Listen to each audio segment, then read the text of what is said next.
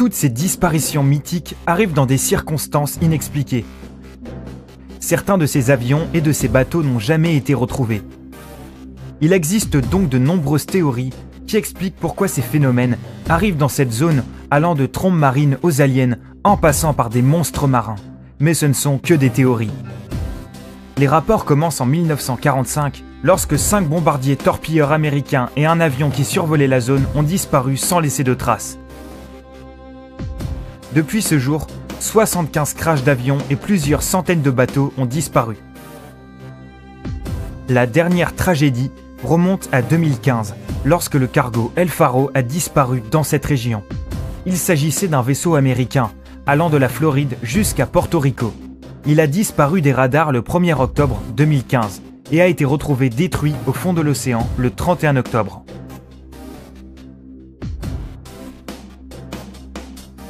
Un autre incident important est arrivé le 20 juin 2005, lorsque le premier avion Piper PA a disparu dans le triangle des Bermudes.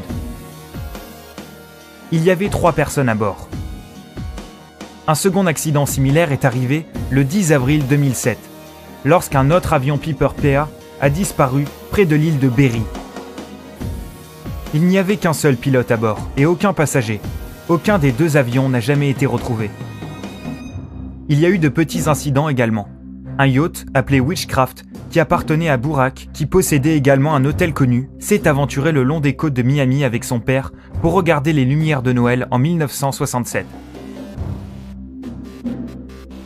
Après un petit moment, le garde-côte a reçu un appel de Burak qui disait que son bateau avait heurté quelque chose et qui demandait à être remorqué. Lorsque le garde-côte est arrivé 20 minutes après, il n'a trouvé personne. Le bateau, Burak et son père ont disparu sans jamais être retrouvés. Beaucoup de théories rôdent autour de cette zone. Mais aujourd'hui, le mystère autour du triangle des Bermudes a peut-être été résolu. C'est du moins ce que la Science Channel prétend. Une équipe de scientifiques américains de l'Université du Colorado ont analysé des images météorologiques de la région provenant d'un satellite et ont remarqué des séries de nuages hexagonaux peu communs au-dessus de la zone. Les météorologues en ont déduit que ces nuages pouvaient agir comme des bombes aériennes. On croit que ce sont la cause principale des décharges d'air mortelles qui peuvent facilement souffler à plus de 270 km/h. Cette force comparable à un ouragan fait littéralement exploser l'air et peut provoquer des vagues de plus de 13 mètres de hauteur. Aucun bateau ne peut survivre à une telle tempête et aucun avion ne peut résister à un vent si violent. Les nuages n'ont pas vraiment de limite nette, mais il semble que d'après les images du satellite, le triangle des Bermudes soit une exception.